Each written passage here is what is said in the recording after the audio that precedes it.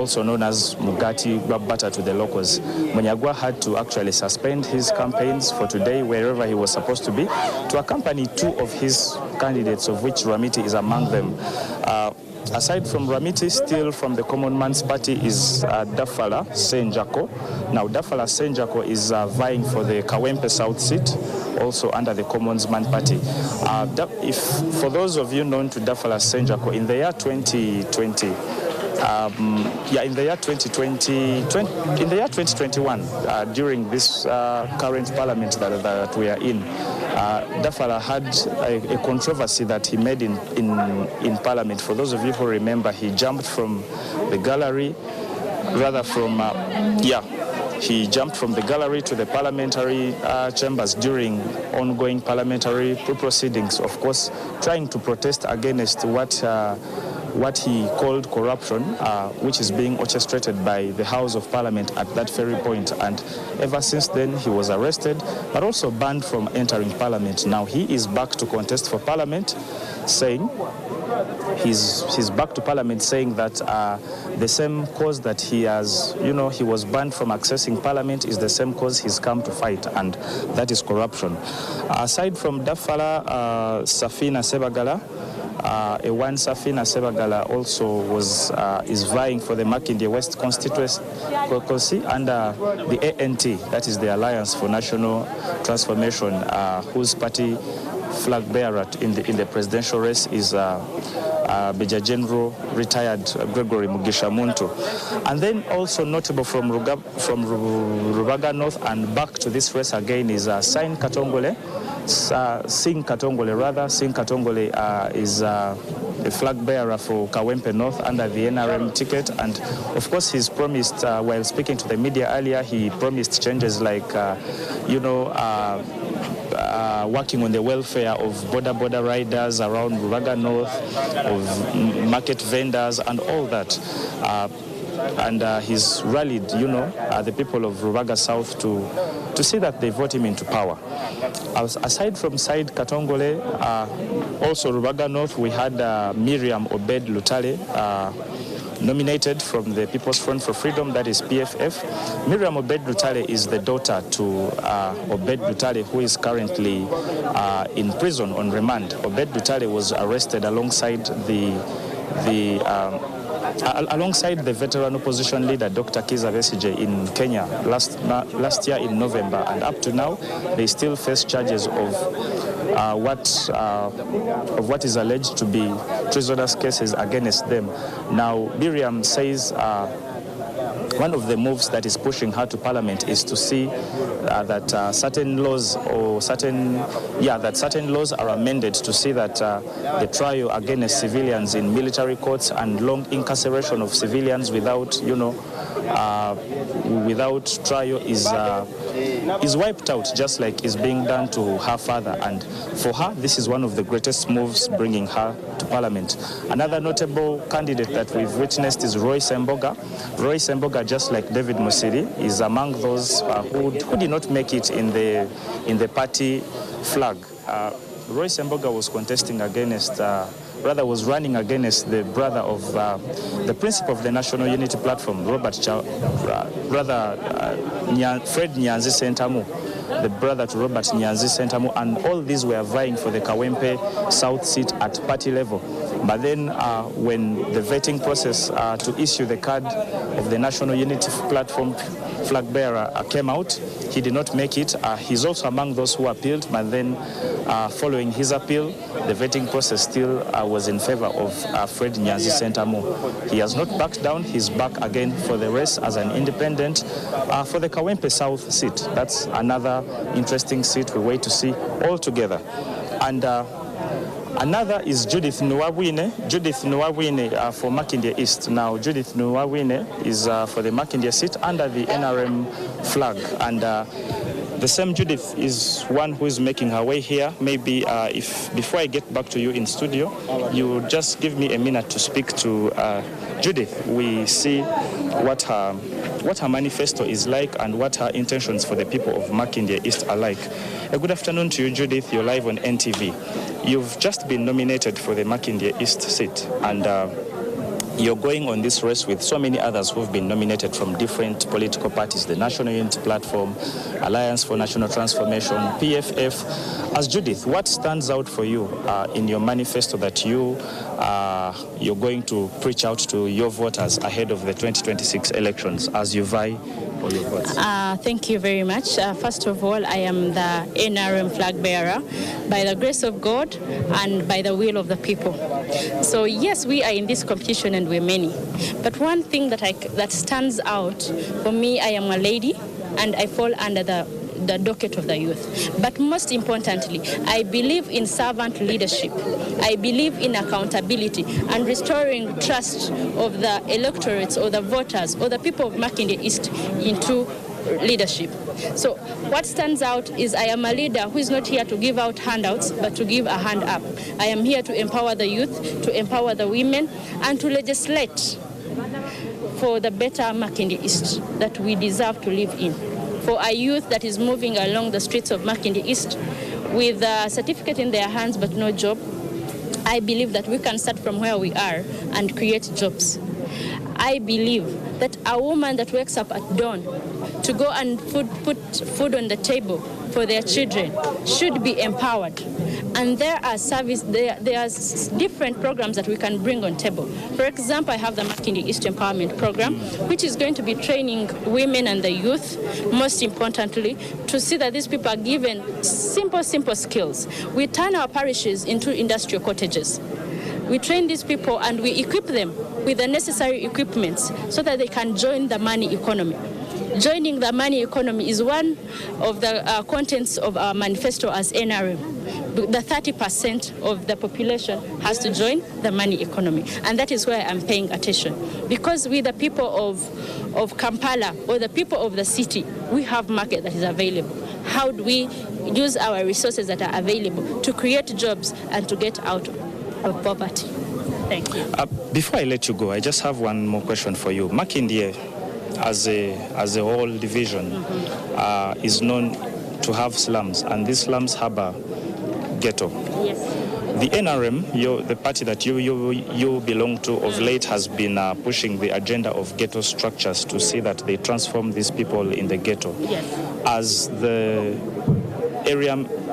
the candidate vying under the NRM and a prospect MP, what is going to be your contribution to these people they call the ghetto youth? Thank you very much. I don't know, I think you've not been following my campaign, but from primaries, I have been very popular among the youth. And I am not popular because I am a youth or something, but I am popular of what I have done. I am one leader who believes in action. So what you do, if it can empower someone, as I said, I believe in giving someone a hand up, not a hand out. So I am fully engaged with the ghetto structures and the ghetto youth of Makindye East, and I have already set up different programs that have empowered them to join the money economy. So far I've been giving out through our different initiatives. We have started job creation, simple washing machines that are mobile where people can go around and make money. Thank you very much. Thank you so much, Judith, and I wish you the best of luck. That is Judith Nwabine, one of the aspirants who have duly been nominated. Of course, more and more aspirants still continue to be nominated. If I could give you a brief walk before I come back to you in studio. The tent you see here is where the aspirants are, putting up themselves, waiting to be called on by the returning officer. Of course, these aspirants do move along with their polling agents as required by law. Polling agents and at least 2 to 3 supporters accompanying them as required by law. And that has been the procedure here, as many of them continue to be nominated. In terms of security continues to be tight. The road heading from Tinda to Chambogo has been cordoned off by police. No motorists are being allowed to move around. It's only the residents that stay around here who only move on foot. And candidates, rather aspirants who are coming to make their way to the nomination ground are stopped at least about 1 kilometer ahead. And then to make it to this ground, they have to move on foot with at least not more than 6 people who are part of their entourage. That is the situation on ground here. Priva, allow me hand over back to you in studio. I will be back probably at 1 to give you more updates on what transpires. Unless you have a question for me, for now, back to you. Thank you so much, David Ijo, for that comprehensive update right there in Ntinda. And like you've heard from him, more updates will be coming through, so stay glued to NTV Uganda.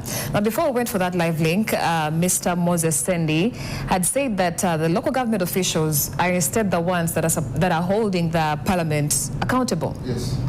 And I want to put this question to you, Mr. Tomusimi. Do you believe that local governments should be operating in a space where they cannot be held accountable by anyone or anybody or any entity? Well, okay, I think the context was different. What we were saying in terms of the revenues we see. Away from how are you budgeting for us? You're getting it. But there are accountability mechanisms within local governments. You have a cow who is audited. They have internal auditing systems. Yes, in local every after but also Parliament does monitor what they do. There's a committee on local governments. Is it sufficient though? Because you said they are not even on ground. They don't even know what's happening on ground. So Parliament, as not even a regulatory body, but as an oversight, as an overseer of what the local government officials are doing, do you think that is the right channel? No, I think what we need to do, the interlinkage between Parliament and local government is that there are relevant structures within which a proper interlinkage exists. But what my colleagues from the local governments are saying is that these MPs don't even attend their council meetings, yet they are supposed to. I think as they account for their hours serving Parliament of Uganda, the clerk of Parliament must ask them how many hours did you spend in council. I think there must be also that check. But it has to come from Parliament, the administrative structure of Parliament. You have this role in local governments. Are you attending these council meetings? What are we hearing from there? So that feedback comes back, and which they are not doing. In my view, that should be factored into their man-hours as Parliament, if at all they are to be paid in terms of how much hours they spend on parliamentary work. So parliamentary work doesn't only stop on you allocating the budget, but you must also monitor, but also act as a link between local government councils or the executive committees and Parliament as a legislature. Okay, earlier on we're having a discussion with Kampala Woman Member of Parliament, Shamim Malende, and she did speak on how when it comes to plenary, for example, let's say like they're having plenary sessions in Parliament, and a Member of Parliament wants to communicate something, there's a little bit of politics there, because the Speaker will first assess what are you going to say, how are you going to say it, how long are you taking, should I give you a chance? Do you think those political dynamics within Parliament are affecting the local government services and delivery in that regard? Thank you so much. I think that takes us back to the numbers in Parliament. There is no reason whatsoever to have over 500 MPs in Uganda. There's no reason at all, because what are they doing? We get such problems of people claiming or sometimes saying that I don't have the space to speak. Yes, there is politics at play, that one we know, where some people are not even given chances to speak. But all that comes from the numbers. Why do we have a huge parliament? What is it doing? If that parliament had only, like you talked about the number of districts we do have. When I was growing up, I knew all the districts in Uganda. I could name them. And even draw them on a map. Say this is Kotido, this is Kampala, this is Jinja. Now we have the Abims, the Nakapiripirit. Sub-counties turned into districts. If we went back to that, in fact, in my view, we could even go back to regions, what they used to call the regional tier. Go back to regions like, let's say in the north, we want 10 MPs from the north. Central, we want this number of MPs and the like. In that, when they get to legislation, everyone has a chance to actually speak out. Let us have those bigger numbers down at local government. Let's have more leadership down here, more resources put towards local government, running local government. That way we shall have a parliament that is heavily respected. In fact, I've seen some people in Parliament saying we are not going to turn Parliament into some katemba of sorts. We want people who studied this to be in Parliament. But those people have been in Parliament all these years. What do they bring out? You don't hear anything tangible that's going to that is going to help the communities down here. So all those problems stem from the big numbers in Parliament. Every single election season rather, we do have other districts carved out. You earlier on talked of Tororo. I saw it in the newspapers. Back then, I think I was even still in school. Some people from still Tororo were caught on camera eating rats, saying if you do not give us a district, we are like they are doing lots of lots of gimmicks and games. Right now, it's the same Tororo. It has more members, more seats being carved out, because every time you come up with a new district, you just know you're going to have more leaders. You need to have more MPs. But what are they going to talk about? Go to Tororo practically and physically. You look for the services vis-a-vis the number of MPs that are there, and you're not going to see a single thing. So this politics of having more leaders because we have to put people somewhere, let them get some money, earn some money, it's not going to work, and it's not working. We've proved it. Parliament has to come to local government down here. He talked of Kenya as an example as well. We were in Kenya for Alaska Games, East Africa Games for different leaders at local government level. So we talked to them, we're asking them what happens this side.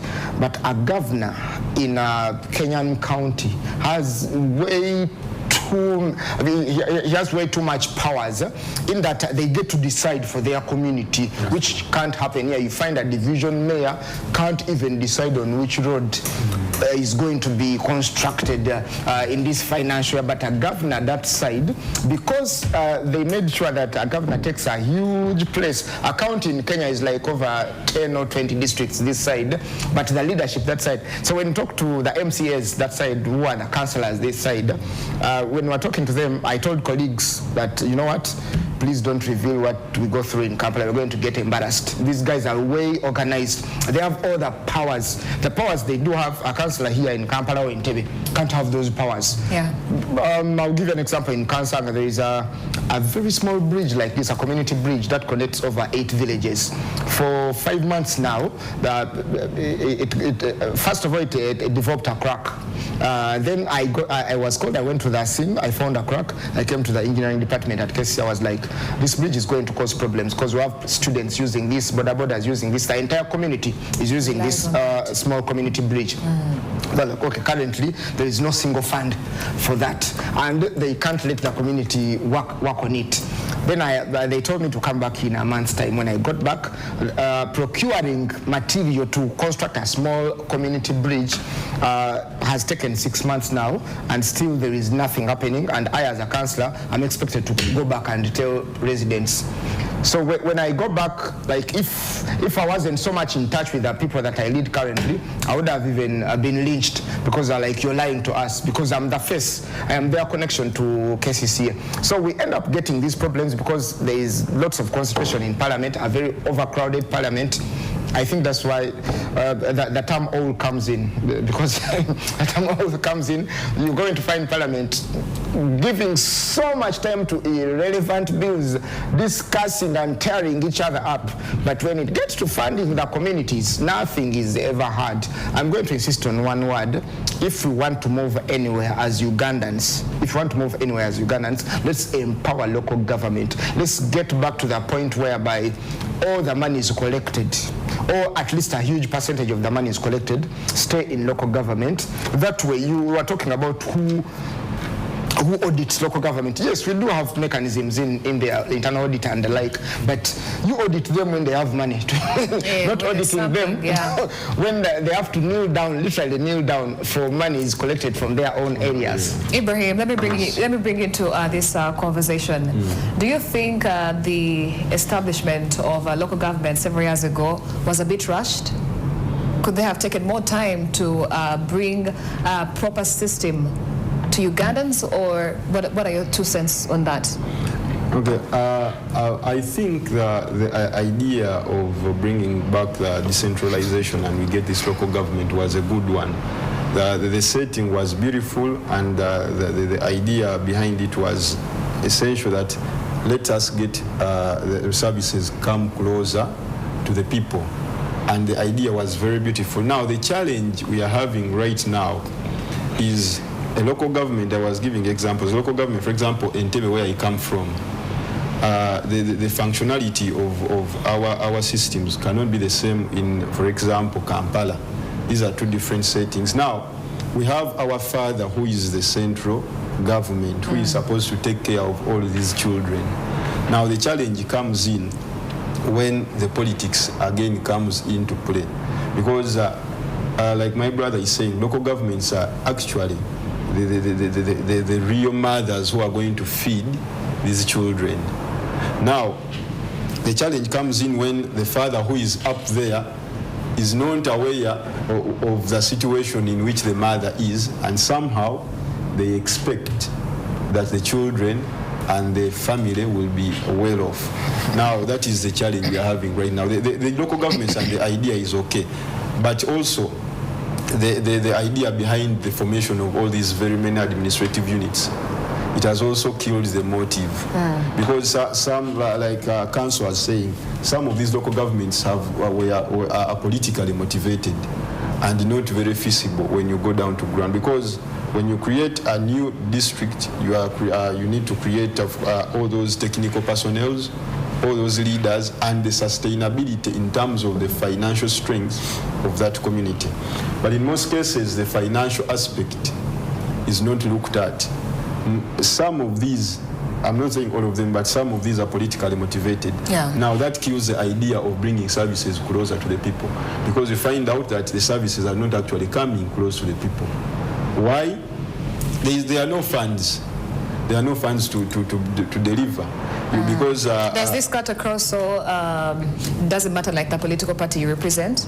Actually, these things of NRM, NUP, what, only stop at the issue of when we are going for elections. Just special purpose vehicles to reach that. Now, when we sit in the council, we are sitting as leaders to see how we better our community where we are coming from.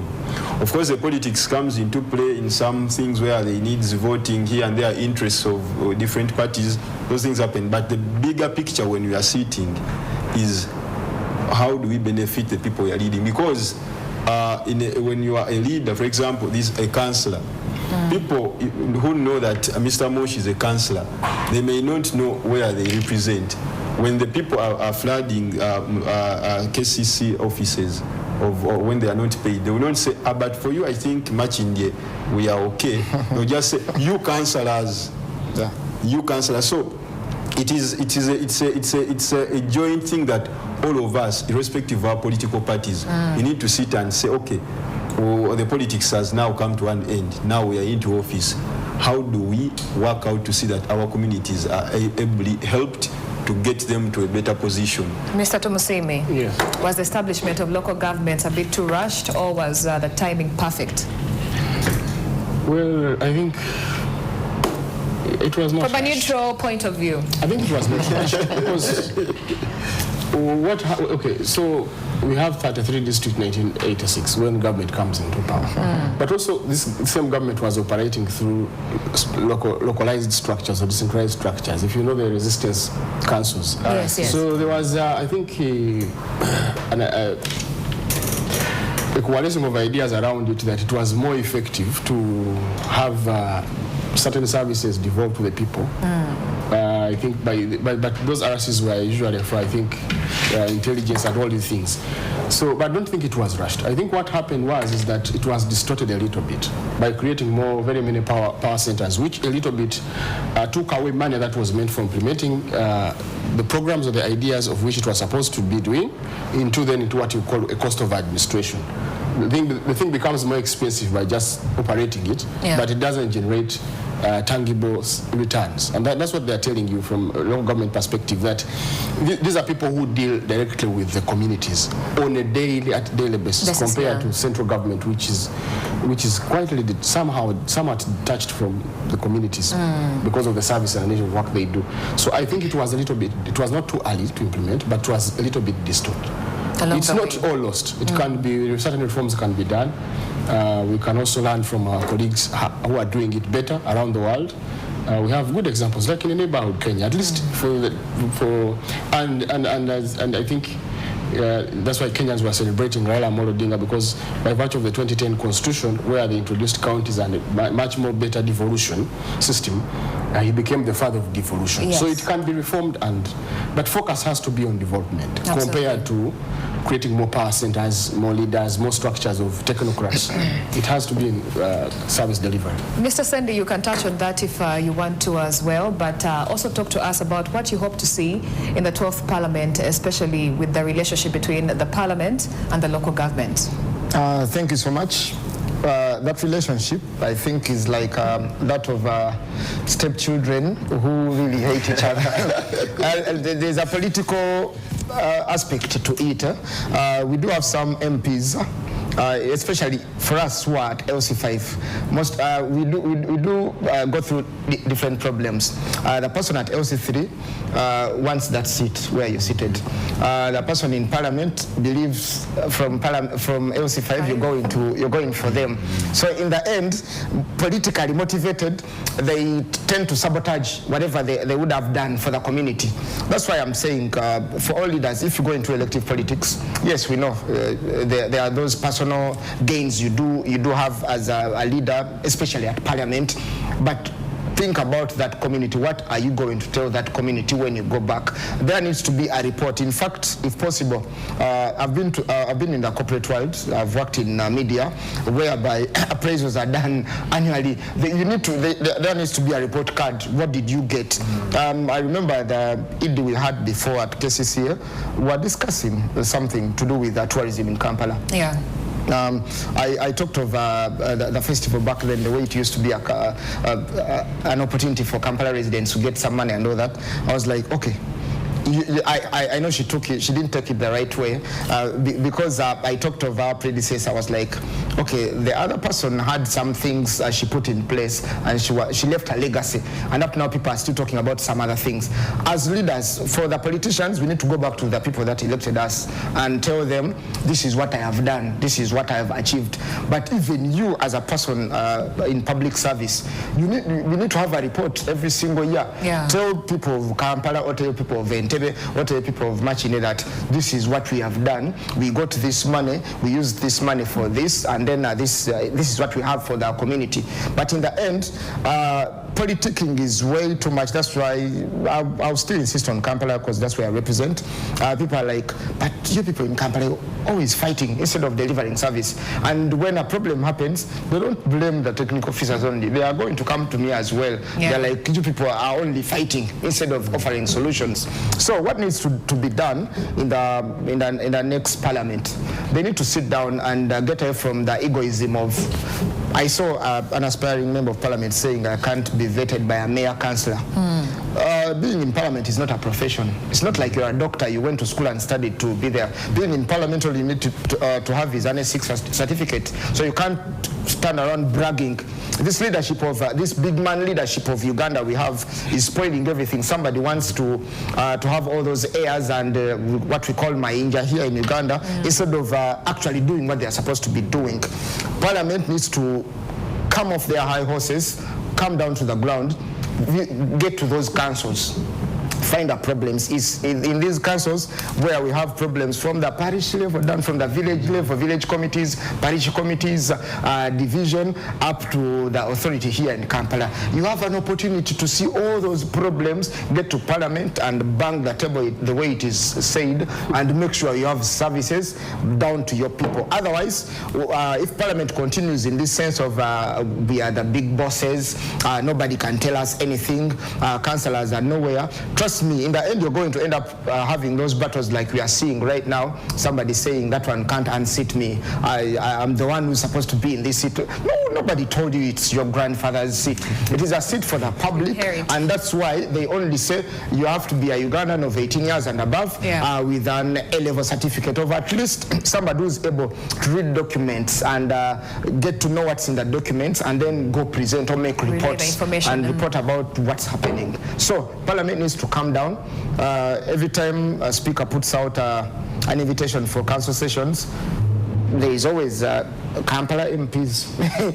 They are involved, they are copied to, and they receive those copies, come to council and see what's happening in the local government. If we do not do that, if Parliament is a place for only posturing and wearing nice expensive suits and moving around with what we call swag and the like, then Parliament is going to be as useless as possible. And in fact, that's why I always challenge people, stop saying it's only this profession and this profession that's supposed to be in Parliament. Parliament is supposed to be for everyone, since that's how it has turned out to be. It's only a place for posturing, not a place for legislating and getting services to the people. Local government is supposed to be taken way more serious than Parliament, because we handle garbage. Let me give you an example here. In the KCCA budget of 2025-26, yes, something about public health. We had the Chitezi disaster. If we did not learn from Chitezi and Parliament still sent us this cartoon money, then we're not going to learn from anything, because even up now we still have bodies down there that have never been retrieved. Let me give an example. The 2025-26 financial year, the budget for KCCA. This is what KCCA requested for under public health, that handles those health centers and then garbage and the environment. Yeah. KCCA requested for 186.98 billion Uganda shillings for the public health sector, and then the money that was allocated from that very mighty Parliament, where people can't be vetted by councillors, they gave KCCA 15.31 billion from 186. The problems are worth 186. What was allocated is 15, meaning a huge, only 8% of what KCCA wanted to do. Now, ask yourself, what is Kampala going to do about garbage collection? We requested for a recycling plant. That means we are not going to have a recycling plant for the capital city, which is supposed to be the face. Every person needs to take good care of their face. It's supposed to be the case of the face of the nation. Health centers were demanded for fully qualified doctors at those health centers. That means we are also not going to have them because the money is still not enough. Environment, we are supposed to work on those drainages. The people in swamps work on the swamps in Kampala, because Kampala is a swampy city, as we all know. You're either a wealthy person living atop a hill. When you go down, what they call ghetto people are in those swamps. Where is the money? Even the wealthy are now encroaching on the wetlands. Exactly. Where is the money? There is no money. From 186 billion to 15 billion, then what is Parliament doing? What is Parliament doing? Ibrahim, yes. What do you like to see different in the relationship between the Parliament and also the local governments, especially for the next 5 years, from 2026 to 2031? Okay, I would first phrase it. We would love to see the Parliament that is described as the Parliament of the people. For the people. By the people. For the people. In actuality. Yes, yeah. Not in words, but in reality of the matter.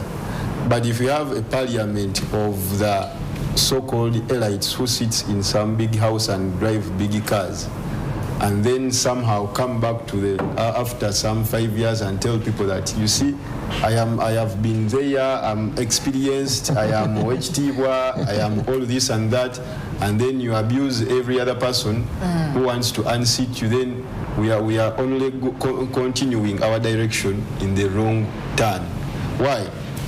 We would love to see a Parliament where these people who have all the resources that they need to have consultative meetings with the leaders from where they come from. Yes. We would love to see parliamentarians who have time to sit in local councils, because that is what representation is all about. You cannot represent what you don't know. You don't know. All right, Ibrahim, I'll be picking more of your opinion when we return shortly. But for now, let's link to Nobata Tukunda. She's live in Sironko. And right now, she is with the Forum for Democratic Change Party President, that is Nandalan Mafabi, and other members of Parliament. Good afternoon.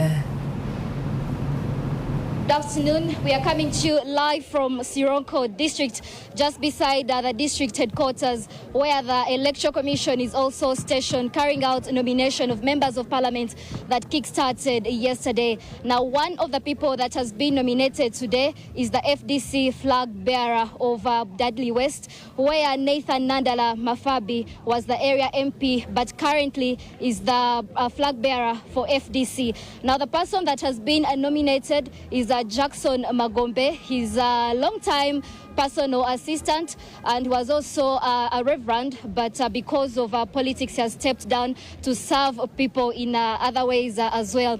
Now, joining us both is Honorable Nathan Nandala Mafabi as well as Jackson Magombe. But I want to start with Honorable Nathan to give us a picture of why he seconded his personal assistant for this position. Now, a very good afternoon, Honorable. Thank you very much. Also, we have Fiona Banga for women, because I wasn't a woman, so I could not nominate.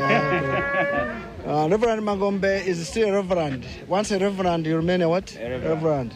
He's a God-fearing young man, and I went to Parliament when I was 33, 34. For him, he's slightly older than me when he's going to Parliament, so he has capacity to do what I have not done. And where I've done well, he's going to build up from there. Where I've failed, he's going to do it. And of course, I take blame for all my failures. They should not be attributed to him, and they should be attributed to me myself. But since I'm alive, I'll sort them out. Now, why Reverend Magombe? All by the candidates who have stood in Bradley West, I know them. Some have gone with them to school, some have worked with them. But the issue is, when you're in an office, you must know tomorrow, in an office or leadership, you must know tomorrow you will leave. And when you're going to leave, you mentor people. And when you mentor people, you will not mentor one, you mentor about 10. But of the 10, you will get one who is what? Outstanding. Of all the people I've mentored, Reverend Magombe stands out to be the best for this job. He's going to be even better than me, as I stated. And why did I choose him? I've been with him, you have said long time. If he wasn't doing well, he would have left. I have had those who have fallen on the one left. So being a long time shows he is a worker. We believe in him, and I can tell you, whenever we've worked, if you have seen all the team I work with, they are behind him. They are going to work with him. Right now I'm going to, you're aware I'm going to Kumi.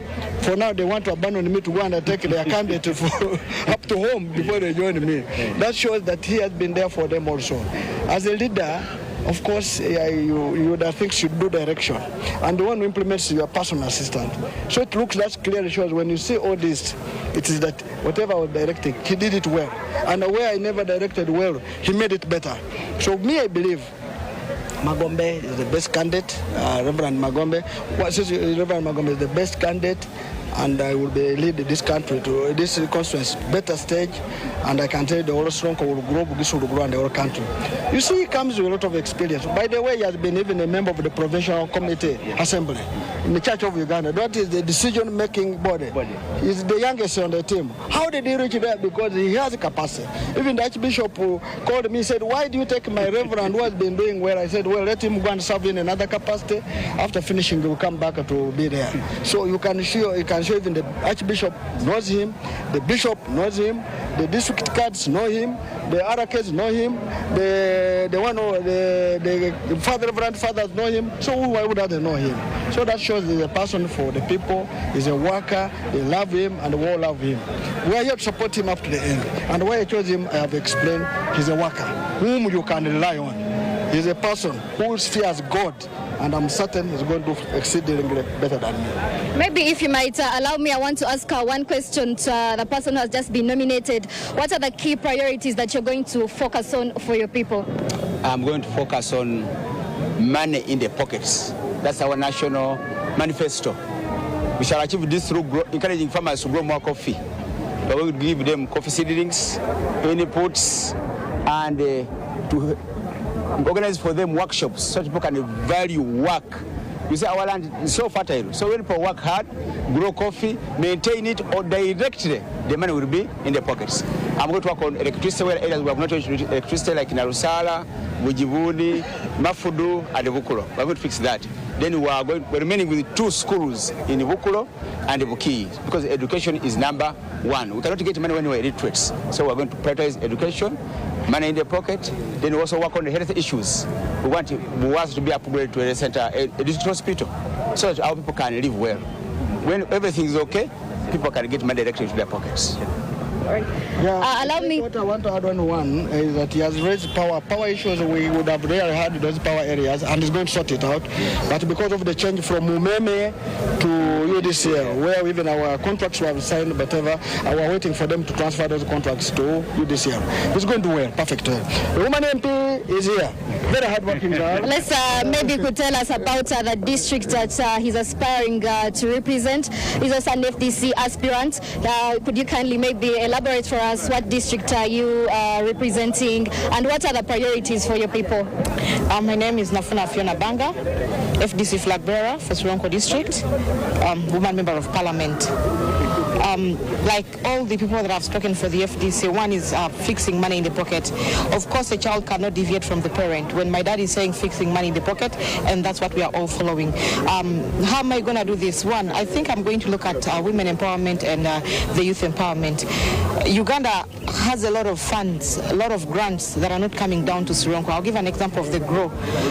Personally, when I work in the constituency, the only song I've been hearing from my people is, we have a circle, we need some support. And how much are they looking at? Sometimes you give these people 100,000 shillings, 200, and they are overjoyed. And yet the government has a lot of money for the women, lots of it. Probably, if you lobby well, you could get up to 500 million shillings to Sironko here from GROW. So I'm looking at empowering my people through lobbying the grants that the government already has. We've been talking about the PDM.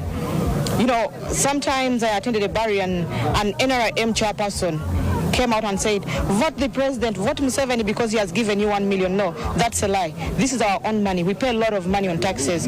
Every time you buy something, you buy a matchbox, you buy sugar, you're paying tax, VAT. You're paying for this tax, but how much is the government giving us? We never get money. After the 40 years that President Museveni has been ruling Uganda, he's giving us 1 million and he's telling us now he wants us to vote him because of 1 million. This is our own money, and in fact, we still demand him lots of money. Like my president says, we are stepping up to 500 million shillings per village. You see, so this is bringing money to the people's pockets, direct to the people's pockets. So I've been telling the people of this constituency, Budadiri West specifically, that His Excellency Nathan Nandala Mafabi has always given back to the community more than 1 M that Museveni is giving them.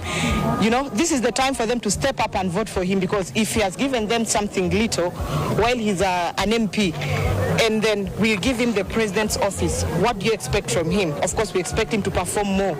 You know, somebody pulling money from his pocket, you're getting 25 million shillings and you're having people get operations of over 100 million shillings. That's a lot of money. So we are fixing money in the people's pockets. Thank you. So now maybe if you're in studio, you're seeing a crowd of people right here. They are waiting for the presidential flag bearer as well as aspirants that are contesting for different areas in Bugisu. They have been blocked by police because, as you're aware, there is a limit to the number of people that are allowed to the nomination center. This is the crowd of people excited to meet their aspirants as well as their flag bearer. I will allow you get some color before I take you back to studio to Julius Ochen in Lira district.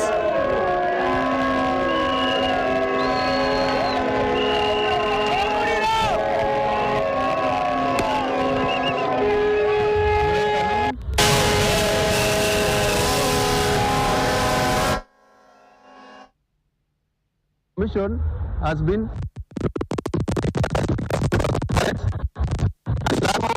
yesterday, and by the end of yesterday, over 4 assignments were nominated.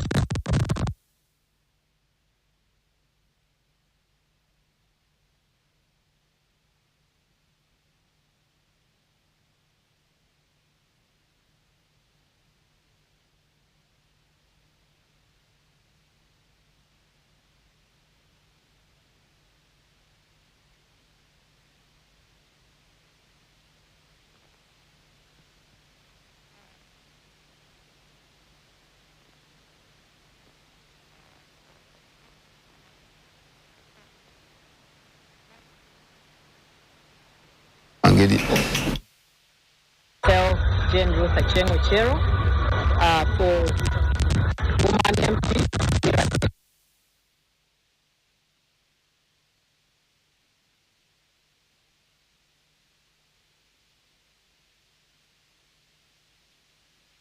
We are excited, we are happy. For a long time, it is as if I have been the only MP in this city. I have not felt my colleagues in any way at all. I am happy that we have good candidates standing in the other divisions, and we are determined to paint this city yellow. There has been a lot of talk that there will be a wave of red in the city. But I want to assure the population of Uganda that that is just talk, empty talk, rhetoric. It can't happen. Our party remains strong, and we continue to run with a theme that was unasked by our president, Yoweri Kaguta Museveni, protecting the gains as we make a qualitative leap into an upper middle income status. We have made a lot of gains, numerous gains, since our rule started almost 40 years ago. We have ensured that all aspects of life has been catered for, whether it has been in education, health, water and sanitation, agriculture, roads, electricity, name it. The NRM government has touched all those areas. And specifically in Lira City, it has made the city an industrial city by creating a very conducive environment for our businessmen to flourish. Moving forward, I want to thank His Excellency Yoweri Kaguta Museveni for the theme that is running ahead with, and most importantly, making a qualitative leap into an upper middle income status by ensuring wealth creation, that everybody living below the poverty line has money in their hands. He has been running with this, preaching it everywhere, and government has provided funding through the parish development model. And in his campaigns, he has promised to even increase funding to bring those who were not included in the parish development model to earn some income. Unfortunately for us, while we have benefited a lot from PPM, we have not benefited from many projects like Women Entrepreneurs Fund, so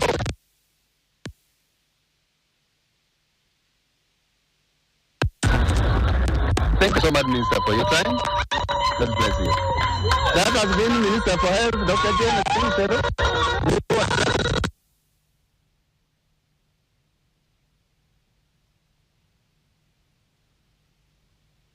A lot of action happening right there in Soronko, as well as where Julius Ochen is. It should be an interesting day two of the nominations as members of parliament continue to be nominated on day two.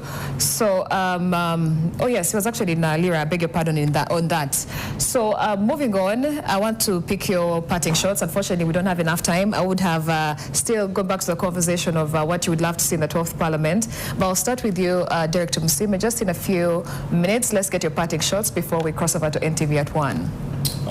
Well, there's less we can say on what we wish what should have happened, because already we're into an electoral process. I think, in my view, what we need as citizens, and for example, me, I'm not contesting. I expect to have, I want a peaceful election. I also want to listen to the people who are contesting. I want to hear their ideas and how they are going to impact my livelihood, yes, but also the economics of the day. That's very important, because just like any other company that enters our market with the hope of generating some profit, I also hope there's a target I have as a human being, that in the next 5 years my life should not be the same as it is. So I'm looking forward to a very peaceful campaign and at parliamentary level, but the contest is going to be exciting. Definitely. Yes. Ibrahim, take us through your final remarks. I would say that let us be human beings. Apart from the political parties, apart from the opinions we have, apart from anything, let us not lose the fact that we are human beings. Whether he's DP, NRM, or we are brothers, let us differ in opinion, but let us keep human beings. Let us not go into violence because of difference in opinion. Let us not blackmail people because of difference in opinion. Let us remain human beings. And also, lastly, let us also try to be as leaders. Parliamentarians, local governments, let us be leaders of the people, for the people. May God bless everyone out there. Mr. Sandy, take it away.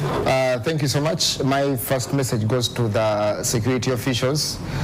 Being a member of NUP does not make me a rebel. It does not make me a terrorist. I'm just a Ugandan seeking change, a Ugandan who wants better for my country, a Ugandan who wants to see my community thrive, a Ugandan who wants to see the youth who are in the ghettos that are being used for political reasons. I want to see those youth empowered instead of being used to go stone people, to go beat up political rivals. I want to see you build for them training spaces for football, for basketball, for boxing, instead of using them to go fight political battles, and yet in the end, after elections, you're going to forget about them. So I'm appealing to all those security organs. Belonging to NUP does not make me a rebel. I'm as Ugandan as you are, and I'm one of those people that is raising voices to have your salaries increased and have your welfare being taken care of, having your children study in schools where the ministers you're protecting go. So those are my parting shots, and greetings to all the people in Machinde East, from the parishes of Kansanga, Chibuli, Muyenga, Namuongo, Nsambya Estate, Wabigalo. Greetings to them. I'll be going on ground for campaigns on the 10th of November, when officially we are allowed to go do door-to-door or make public campaigns. Yeah. Thank you so much.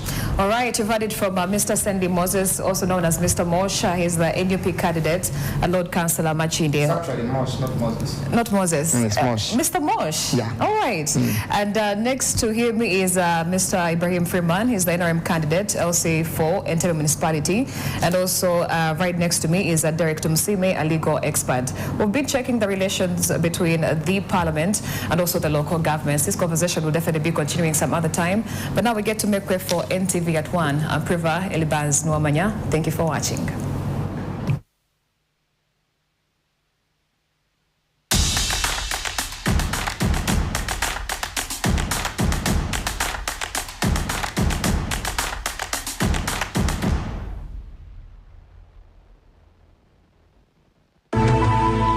NTV, turning on your world.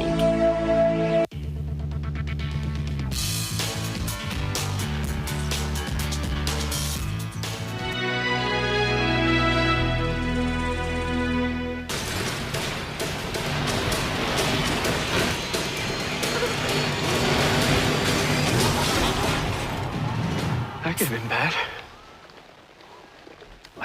Mountain Dew. Do the Dew. Program time change. Wait, what? Do you know me? What's up? Do you know me? Wait, is it? What's your name? There. What is your name? What? My name is Gerald. Running a successful enterprise requires the right know-how, and information is power. The right connections make all the difference. Dive into Uganda's business world, discussing the whys, the why nots, and how to unlock opportunities. Customer service is offering a service to someone. So from customer care to customer service to customer experience to customer obsession.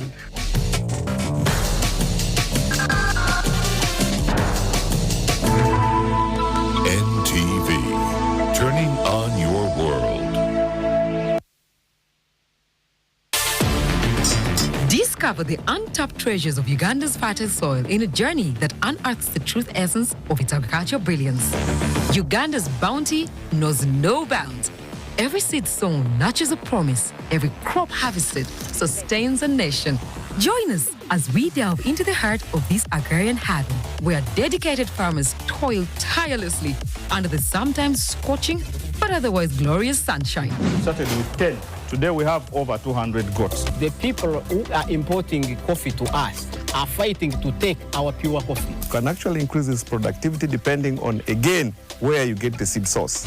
We've exported pine to Netherlands. We've exported to Dubai. So even if you have a smallest piece of land, you can even look after 200. Witness the vibrant tapestry of Ugandan agriculture unfold before your eyes, showcasing the rich flavors, fragrant aromas, and boundless possibilities that thrive in its nurturing embrace. Oh, wow. It's amazing. They look healthy. When 20 fruits on the tree of this size, you should be able to make a lot of money. We meet a group of farmers doing what no other farmer has done. Our target and benefit is to set up satellite farms. Our farm will be the only fully data-driven rabbit in Africa. Our dream is to inspire to be the biggest. The gold is in the seed, and we are here to share that radiant journey with you. Most Ugandan soils have been profiled to actually be acidic. If the cow can eat what it's supposed to eat in good time, it should be able to get a 40 litre per day. The market is there because the market will tell you the variety they want. Seeds of Gold every Saturday exclusively on NTV Uganda.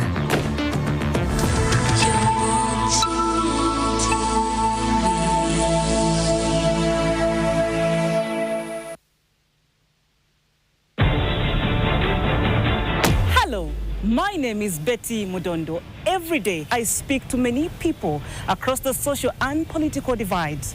And like all journalists, I have my own views, and yet to deliver a comprehensive and authoritative coverage of issues, I must rise above my personal perspectives. By reflecting the diversity of opinions fairly and accurately, I will offer a true picture of what is really happening at the level of Omuntu Wawansi. So get ready, because People's Parliament is back with yours truly as the Speaker of the House. Abe Kabali, Masaka, Gulu, Arua, the People's Parliament is coming to your region, and the timing couldn't be more perfect than now as we are heading to the general elections 2026. The hard questions are going to be asked. If the donation funds are being misused, how about our taxes? Can we just have a deliberate 100 girls that have a disability to benefit? Conflicting views and opinions explode. Policemen, like teachers, we are paid peanuts. Lunch and supper was our cows and our goats. And the girl was married off at 9 years. Accountability demanded of the leaders. All sexual assault cases should be regarded as a crime in our district. WASH is becoming a public health concern. And I, as your Speaker, will ensure that no relevant perspective is ignored and no questions are dodged on the floor of the People's Parliament. Join me, Betty Mudondo, on People's Parliament every Saturday at 6 p.m. on NTV. It's your Parliament and your voice.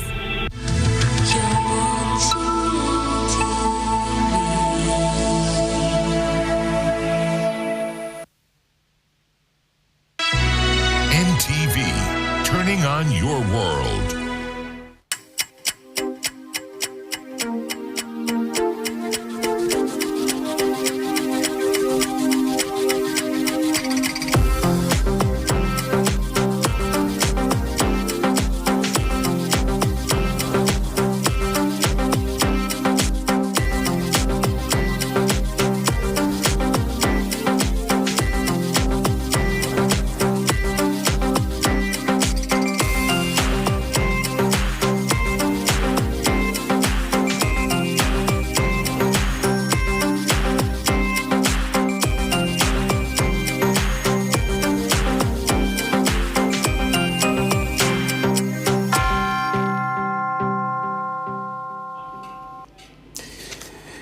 Of 1 o'clock, good afternoon.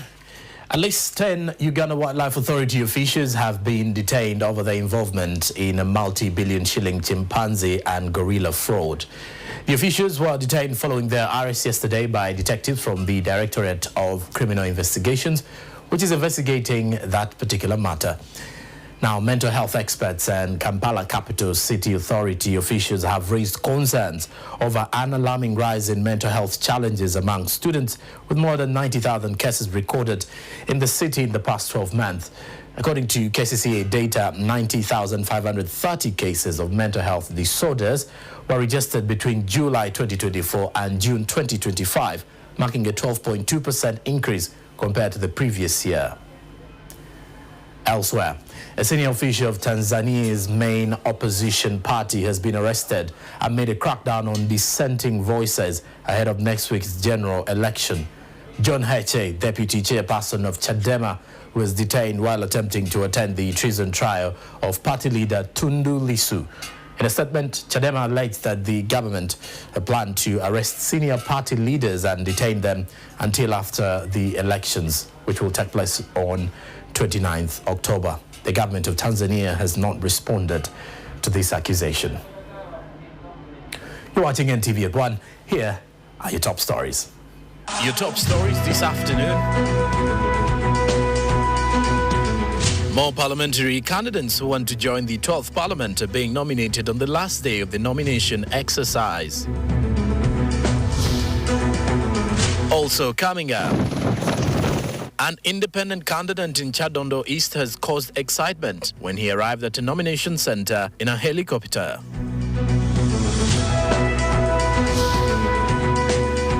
29 of them died instantly. A fuel tanker overturned and exploded in Nigeria's northern Niger, killing at least 35 people.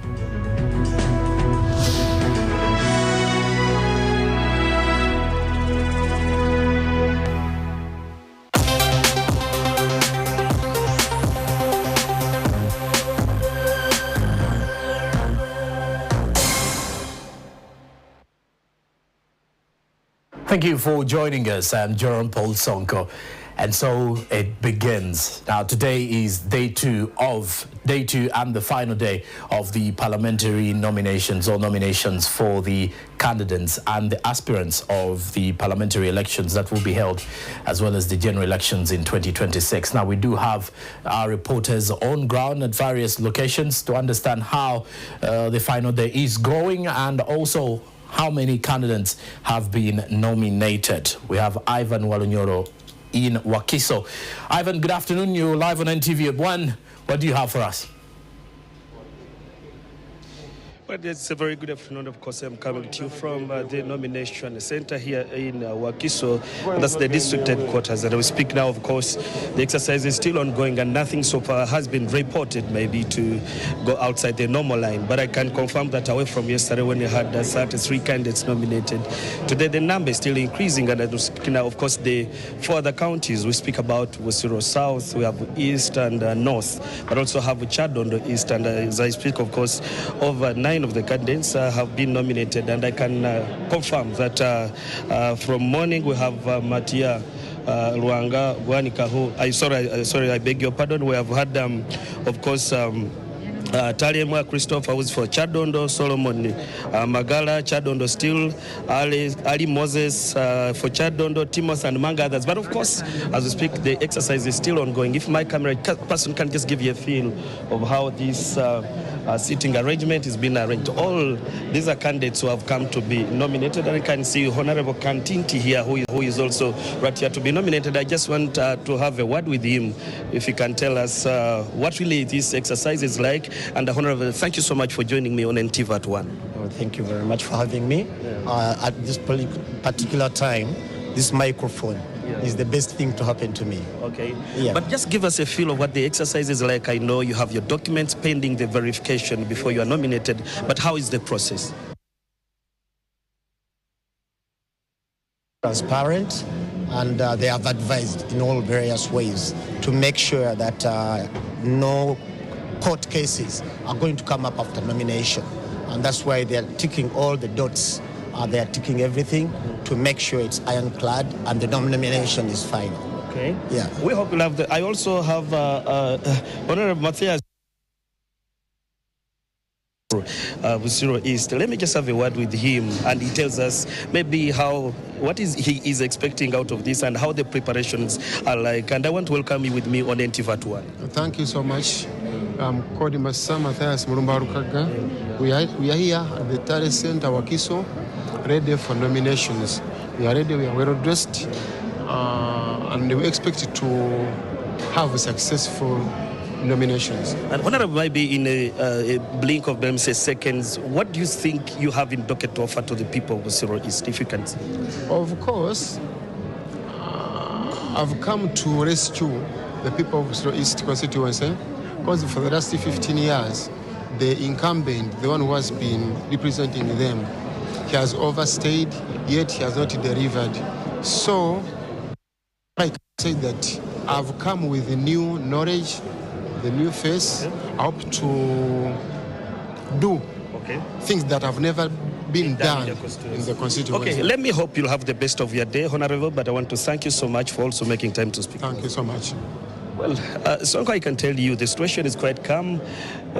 Things are going as expected. The Electoral Commission has set everything. Everybody is there aligned. Some of them are presenting documents for verification and pending a nomination, I can say. But also as the day goes by, we are still here to track what transpires so that we can let our audience know. But now, for time reasons, you'll allow me link to my colleague, Rashua Didi. And Rashua Didi, from wherever you are, if you can get me, take the conversation and tell us what exactly is happening where you are. Sure. Thank you very much, Ivan Walnyo, for giving us the update from Wakiso. What I need to confirm to is that progressively the nomination exercise have continued also here in West Nile. Now, in the NRM primaries, 2 ministers did lose here in West Nile. That is Obiga Mario Kania, who is currently the State Minister for Urban Development. And then you talk about the Junior Minister for Primary Education, that is Dr. Joyce Moriko Kadoch. And what I need to confirm to you is that they have bounced back into the political space, and yesterday they got nominated.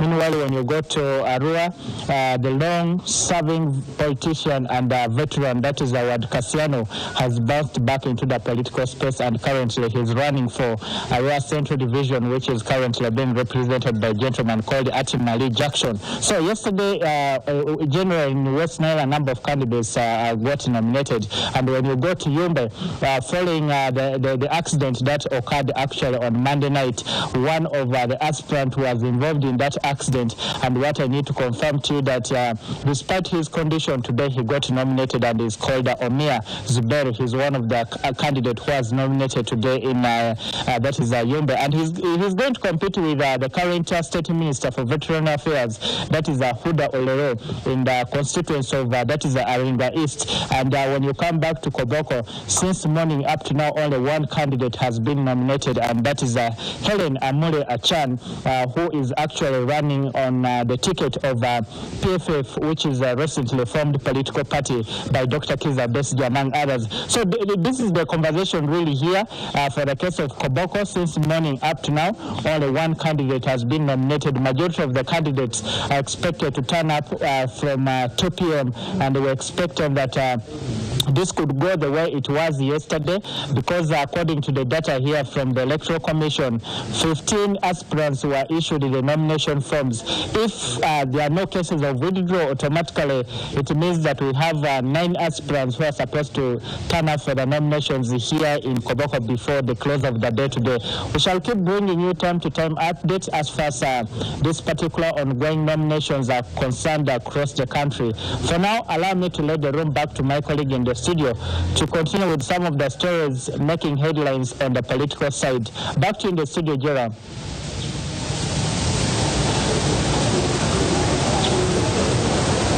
Afternoon to you, everyone watching NTV. I am coming to you live from Uganda district, and of course, nominations for MP, Member of Parliament are ongoing, and this is day 2 of nominations here in Uganda. And of course, today registered a low turn-up, as most of the candidates who are coming today were were independent, and most of them still had NRM at their heart. We had the nomination for the one who is the current Deputy District Chairperson, who is vying for the seat of Member of Parliament for Uganda North County. He's coming independent, and of course he has NRM at heart. We also had one independent candidate who is vying for the seat of Uganda Municipality, and all those have been nominated today. And one woman MP who is vying for Uganda District Member of Parliament, her nomination is still ongoing, and most of them still had NRM at heart. We interacted, of course, with the returning officer, Miss Aida Nkeja, who first made some some clarifications on some of the candidates who are coming with some of the nomination papers that were missing, some details, and they had to first pause a little bit, and it caused some delays. So far, the nominations are ongoing, and here two candidates as well have been nominated, as I've told you. So for now, let me leave you to Kosilin, who is in Mbarara, to take you through on how nominations have been going there in Mbarara City. Kosilin, to you. Yes, very good afternoon, my sister Jovita over there from Uganda. The beautiful land of Uganda, and me, I'm standing in Mbarara City. When you look right in the background, and if you can hear the voices behind me, there is a bit of celebration because one of the candidates aspiring for Woman Member of Parliament from Mbarara City, who is on the People's Front for Freedom ticket, Prosinyon Tiabona, has officially been nominated, making it to 3 candidates since morning. Since morning, we've seen Peter Mpaka from Mbarara City North. Then there is Bukenya Mubarak from Mbarara City North. Also, he was nominated. Mubarak Bukenya is on the Democratic Front ticket, and then Peter Mpaka is on the National Unity Platform ticket. To give you a recap of what happened yesterday, 14 candidates were nominated. Now 3 have been nominated, making the number 17 candidates so far in Mbarara City have been nominated. We have a lot of candidates that have showed interest from Mbarara City North. So far, there are 7 candidates from Mbarara City North, and we hope to see what will happen today. We talked to the one heading the entire process today, Madam Violet Atura, and she told us that today there has been a lot turn up because people prefer the first day. So that maybe if he has no credentials or she has no credentials, they can go back and sort themselves to be nominated. Here in Mbarara, we've not seen any candidate from the Democratic Party being nominated. This has, of course, thrown a lot of questions and discussions in the public if this party still has support in Western Uganda. Let me hand over to you, Joram Paul Sanka, who is in the studio. A very good afternoon. Joram, talk to us, please. Good afternoon, Koslin. Thank you very much for that update, and Jovita from Uganda as well. Now, as I did mention, today is the last day for the nomination of the parliamentary candidates. The exercise that started yesterday will be ending today. We also have our reporters elsewhere across the country. I hereby declare Mr. Kwago Gonzaga duly nominated as a candidate for a Member of Parliament representing Gomba West constituency. I want to assure you that this time we have come to bring our victory to the table. We have come to rescue Uganda from dictatorship. So what I want to ask of Ugandans is please go and vote so that we can protect what is available. I call upon people to observe the law. However much excited they are, campaigns are very emotional, there is a lot of excitement, but however much excited you are, please act within the law, because this person you are supporting so much, you may fail to vote for them if you turn violent and you are arrested.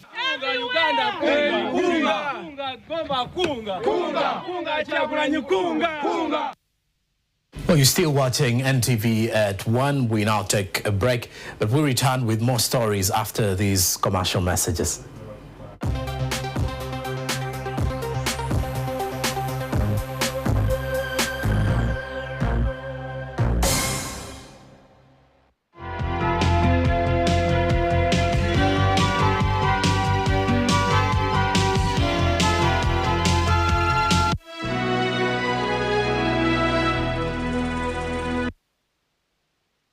Banking has never been this easy. Bank Kuma Pesa with DFCU. Your phone is your bank.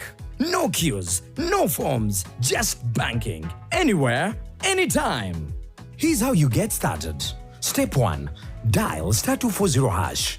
Step 2. Select language. Step 3. Accept registration.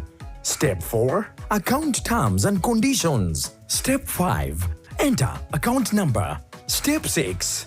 enter NIN for Ugandans or passport number for international. Step 7. Answer security question. Now, dial *240# anytime to pay bills, buy airtime, send money, load floats, manage cards, and even grab a loan of up to 5 million shillings. Welcome to DFCU Bank Kumapesa. Real banking convenience on your Mapesa phone. DFCU, going further together. My name is Becky Nantele. I work here as the head of radio. My name is Joram Paul Sonko. My name is Magom Ali, and I'm in charge of sales and distribution. Thank you very much for subscribing to our channels and always following our content. And to our clients, we want to thank you for choosing us. All our products, NTV, Spark TV, KFM, Dembe FM, Nation, Courier, Uganda, Daily Monitor, of course, Enyanda, and the whole of Nation Media Group Uganda. Thank you so much for supporting us. From the bottom of our hearts,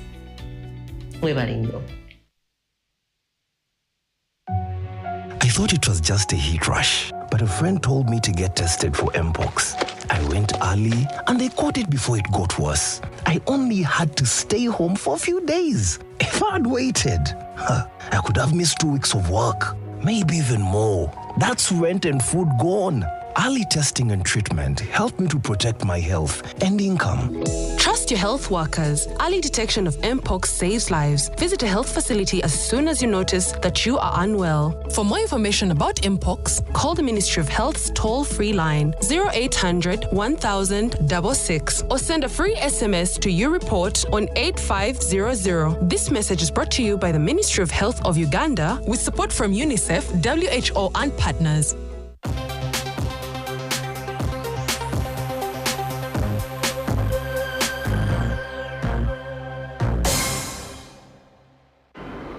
Welcome back. You're still watching NTV at 1. I'm Jerome Paul Sonko. Now we continue with our coverage of the nominations for the parliamentary aspirants that is closing today. And we do have Daniel Kibet in Sembabule. Daniel, good afternoon. You're live on NTV at 1. A very good afternoon to you, Joram Paul Sonko, and of course our viewers of NTV at this particular time. We're coming to you live from Sembabule district, where day 2 of the nomination of candidates for parliamentary elections is ongoing right now. It is coming to an end. It is now 1 p.m. In about 3 or 4 hours, that exercise will be done. And Theodore Sechukubo, the Member of Parliament for Luemiaga County, has just been nominated about 3 or 5 minutes ago, and he is right here. Mheshimiwa, thank you for joining us. How are you today? No, I feel great. The nomination is over, and now the stage is set for me. Let's continue. For me to hit the road. I'm set now. We are great. The people of Luemiaga are expectant. Save that when we are coming here, I was disheartened. That's why you saw me not in good moods. The one Bashir Ziwa, who shot and killed Sembusi at a rally, was the one blocking my team from entering. Sembusi was your supporter? Sembusi, but we were on an NRM platform during the campaigns. How can the same person who tormented us in the NRM primaries, who led the rigging of the votes, and I think I should raise it with the Electoral Commission. Okay, the one here. Were you told any reason as to why they were blocking you from accessing the nomination center? I don't know why exactly he's following me. I don't know why he's doing this. Because the instructions were really simple, that you have to have 2 vehicles accompanying you, but each vehicle has to have not more than 10 people. I don't know if you followed the guidelines for the Electoral Commission. The question was not about the vehicles. The question was about the number 20 people. And that could be easily ascertained. But apart from that, a killer, I'm talking about a killer who shot and killed the person. This is what I'm raising. Okay, let's talk. I don't see justice, I don't see order, I don't see somebody to enforce law and order when he himself has blood on his hands. All right. In my constituency. Those are serious allegations, but now... you saw it, right, stand by the same. Let's talk about the exercise itself, the nomination exercise. How has it gone for you? No, this has been wonderful. But how else would it have gone? You know, once your papers are impeachable, once you hold the record, once you are up to the task, I think I've gotten over-nominated because this has been a routine. And I can assure you and the people of Remiaga and the people of Uganda that we are set for a new election process today. I want to assure you that we shall come back with the victory in our hands. 24 or 25 years you've been a member of parliament. What is a new thing? What is a different thing that you seek to achieve or to do once you're given another opportunity to serve for 5 years from 2026? Incidentally, you may have to look through what are the roles of a member of parliament. I'll continue my oversight function. Parliament, your main duty is to do the oversight function, to check on the excesses. And as time is passing, the thieves who are stealing money from all sectors of the country, you must hold government to accountability. You must be a legislator. You must enact laws. And then you must represent your people. Those are the four core functions. And also the one that you can't, that you can't step away from. You have to always help government in implementing its programs through passing the budget. We have problems in Remiaga. We want our road tarmacked. Fortunately, it has been started. It was kicked off. I'm here to ensure that through these 5 years, we also share the part of the national cake. Let's wind up. So many of your supporters waiting to hear from you, your fellow candidates or your opponents. What do you have to tell them and what do you have to tell your supporters? And what is the next step for you after today's nomination? As you can see, I'm standing as an independent candidate. My symbol is the chair. But I did not start vying for this seat on my symbol on this chair. It wasn't me. I've been in NRM. But once now that NRM has chosen to side with the thieves, to side with the riggers, we have chosen to move on. I remain an NRM member. I'll support the president, and I'll continue supporting him. And lastly, as an NRM person, I know now I'm coming as an independent, and I'm ready to tussle it out. Because what happened then should not happen now. This is a sane process. The other one was madness, was killing. And it is a pity that NRM that came on the strong principle of eliminating extrajudicial killings. I have my supporter who was gunned down at a campaign rally. And no action has been taken. And now when they chose to give away the flag, I can't let down my people of Remiaga. They know you, Sech Kubo. They know me. And ladies and gentlemen, I welcome you to another victory. All right. The game is set. The ball has been set rolling. Come January 15th, we shall be here. Come January 15th, please you come and witness my being declared the winner for Remiaga County. All right. Thank you very much. Thank you so much, Mheshimiwa, and of course, good luck in your next move. That has been the Honorable Theodore Sechikubo. He is attempting to defend his seat as the Remiaga County Member of Parliament, a position that he has held since 2001 and has just been nominated. By the way, he'll be tussling it out with Brigadier General, retired for now, Emmanuel Roshande, of course, and other contestants to seek for that Remiaga County parliamentary seat. Of course, if in case there are some words that were inappropriate, we apologize for that. But those are not our views. They're the views of the person we've been speaking to. Obviously, we'll be gathering this information, and in the long run, we'll be, keep updating you, our dear viewers, in our subsequent bulletins and also in our social media platforms. Joram Paul Sonko, back to you.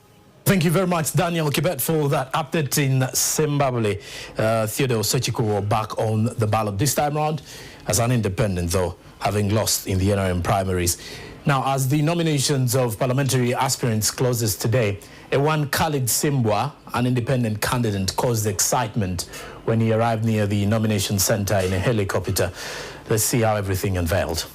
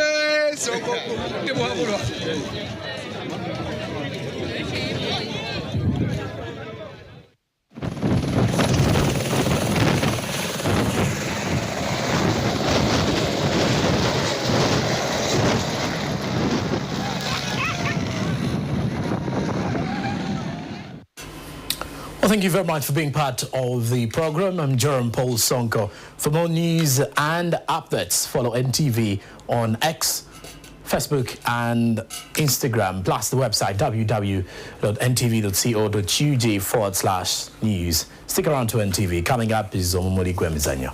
Good afternoon.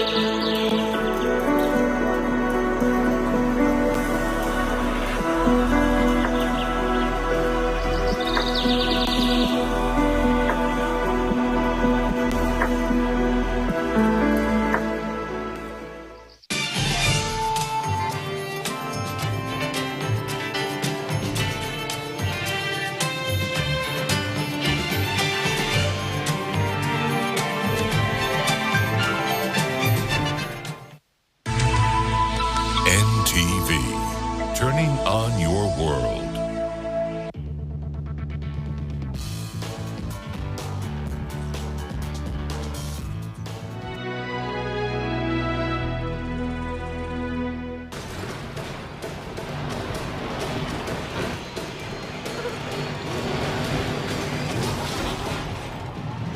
That could have been bad. Mountain Dew. Do the Dew. Watch movies, catch up on the latest news, stream your favorite film and so much more every week for only 4,000 shillings with a 10 GB data bundle, plus all your local live TVs and radios as you rewind, record, pause and play again. Has power gone or you're traveling? No worries. The YoTV Channels app has got you sorted. And guess what? With our daily Jaribu, you get 10 minutes free streaming every single day. It's first, it's fun, and it's the cheapest way to stay entertained. Anytime, anywhere. Download the YoTV Channels app now and jump onto non-stop entertainment.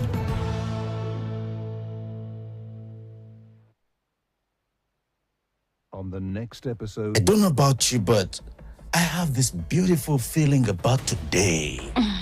I hope so. Oh, you look tired. Me? Yes. No, it's nothing. Dreams.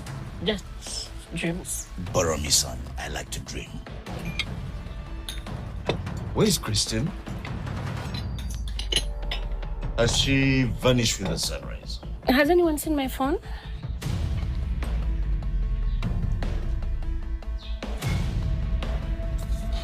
That should be list of your worries. Just order a new one and it will be delivered to you. So, Nach, a quick question. What is it exactly that you put in your tea to get it taste that amazing? On the next episode. Over 50 schools. St. Catherine's. Nemilyango College. Rubaga Girls. Chibuli Secondary School. Societal debate. We are going to use discussions. We are going to use dialogues in school. How many of you knew homosexuality from your mother's stomach? Moral values are subjective. Do not advise us to come and follow you. We are going for peace talks, whereby we are setting up a neutral army in Congo. Economic debate. What is Uganda going to base its economy on? Oil as a mineral has reliable market. Oil mining will help stabilize the prices of commodities. Each and every sector in Uganda is affected by corruption. Unbiased judgment. I'm going to be very precise in my judgment. I wanted you to hear and get the gist. People talked about the Anti-Corruption Act, the Whistleblowers Act. By virtue that you bring it up at such a stage, it is very motivating. Only one winner. We are versing the mighty Namilyango College. To us, it was a giant team. We're here to put up a challenge. First of all, we are the mighty Londoners, so obviously we got this. The High School Crossfire, Season 7, coming soon.